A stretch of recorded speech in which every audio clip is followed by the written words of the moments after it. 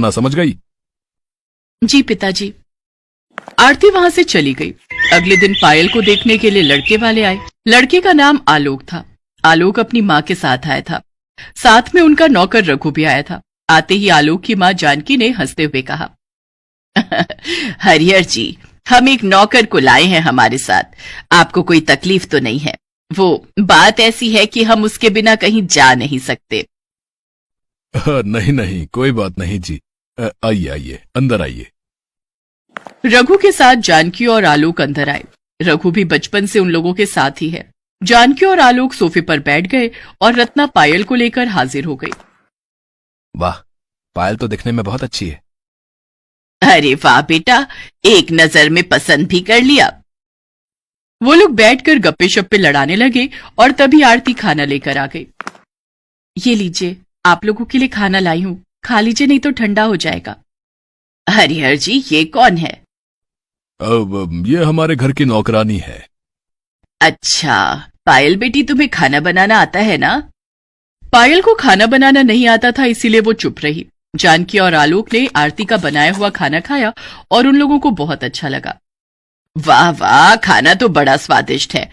लेकिन हरिहर जी, ये तो आपकी नौकरानी ने बनाया है, लेकिन मुझे आपकी बेटी के हाथ का कुछ खाना है। वो असल में मेरी बेटी को खाना बनाना नहीं आता है। तो फिर ये शादी नहीं हो सकती। शादी के बाद हम खाएंगे क्या? तभी हरिहर के दिमाग में एक आइडिया आया। क्यों ना रघु के साथ आरती की शादी कर दी जाए। आरती भी आपके ही घर में चली जाएगी और हर रोज खाना बनाकर खिलाएगी। सभी शादी के लिए मान गए। आरती और रघु से किसी ने एक बार भी नहीं पूछा। हरिहर ने एक तीर से दो निशाने मार दिए। दहेज के बिना आरती की शादी नहीं होने वाली थी, लेकिन अब आरती को विदा करने के लिए हरिहर को एक्स्ट्रा पैसे खर्च करने की जरूरत नहीं पड़ेगी। शादी का दिन नजदीक आने लगा और पायल ने 1 लाख का लहंगा खरीद लिया। आरती ने कहा, पिताजी, मेरे लिए लहंगा नहीं खरीदा आप लोगों ने? तू लहंगा पहनकर क्या करेगी? नौकरानी को लहंगा पहनना है, हाँ? सभी ने हंसते हुए आरती की बात को टाल दिया, लेकिन आरती को पता था कि शादी जिंदगी में सिर्फ एक ही बार होती है। मुझे भी लहंगा चाहिए। 1000 का लहंगा हो तो भी चलेगा। तेरे लिए 1 रुपया भी खर्च नहीं करूंगा मैं। पता नहीं कहां से आ गई तू।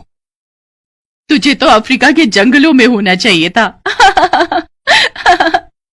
और ऐसे ही शादी का दिन आ गया।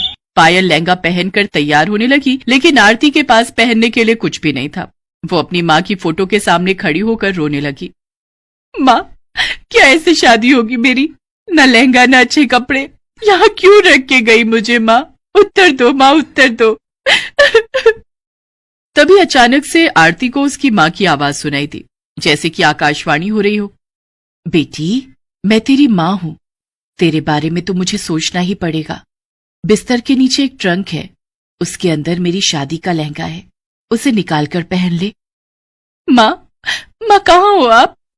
तेरे दिल में हूं बेटी, अब जल्दी से लहंगा पहन ले।